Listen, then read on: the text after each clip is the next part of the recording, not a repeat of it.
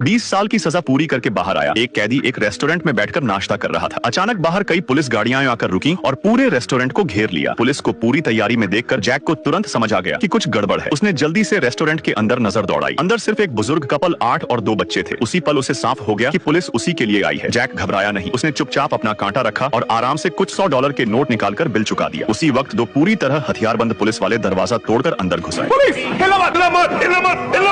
चलो अपनी जगह से उठ के बाहर आओ, बिल्कुल आराम से।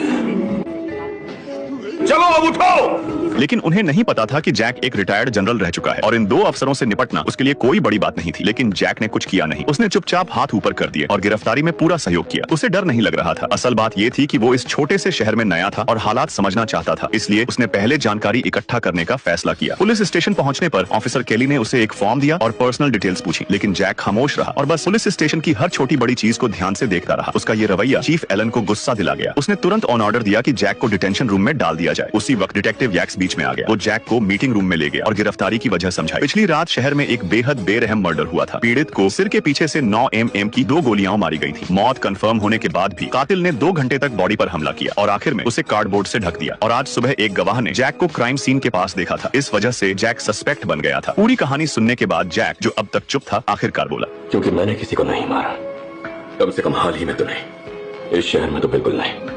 यैक्स की बातों से उसने कई डिटेल्स खुद ही जोड़ ली। 3 लोगों ने इस आदमी को मारा है। समझाओ मुझे। हत्यारे को बंदूकों की अच्छी जानकारी थी। गोलियां छोटी कैलिबर 9 मिलीमीटर 95 ग्रेन की थी, जो सबसोनिक है। उसने साइलेंसर यूज किया। यैक्स उसकी सोच से प्रभावित तो हुआ, लेकिन ये सवाल बना रहा कि वो वहाँ कर क्या रहा था। जैक ने बताया कि वो आज सुबह ही बस स्टेशन पहुंचा था और एक अंधे ब्लूज सिंगर को श्रद्धांजलि देने इस शहर आया था। लेकिन पुलिस को उसके पास सिर्फ एक टूथब्रश, एक फ्रेंच मेडल और $200 मिले थे। इतना कम सामान लेकर 800 किलोमीटर का सफर। किसी को उसकी बात पर यकीन नहीं हुआ। कोई LIB न होने की वजह से यैक्स ने उसे लॉकअप में ही रखने का फैसला किया। तभी केस में अचानक मोड़ आ गया। मरे हुए आदमी के जूते के नीचे कुछ नंबर मिले। उस नंबर को ट्रेस करने पर वो पॉल तक पहुंचे, जो एक बैंक एग्जीक्यूटिव था। ये अच्छे कपड़ों में रहने वाला आदमी पहले अकड़ में बोला कि उसे कुछ नहीं पता, लेकिन जैसे ही उसने खिड़की के बाहर एक काली गाड़ी देखी, उसका चेहरा बदल गया। पुलिस कुछ बोल पाती उससे पहले ही वो घबरा गया और बोला, मैंने किया, मैंने उससे मारा है, वो मैं ही था। वो इतनी जल्दी कबूल कर रहा था कि केली के अधिकार पढ़ने तक को बीच में रोक दिया, जैसे जेल जाना ही उसका मकसद हो। यैक्स तुरंत समझ गया कि ये नकली कबूलनामा है, लेकिन उसने खेल खेलने का फैसला किया। उसने केली की तरफ देखा और पॉल को अरेस्ट कर लिया ताकि आगे की कड़ी खुल सके। नए सस्पेक्ट के आने के बाद यैक्स को एहसास हुआ कि जैक के साथ नाइंसाफी हुई है। वो उसे छोड़ने ही वाला था कि जैक ने खुद रुख बदल लिया। उसने ठंडे लहजे में कहा,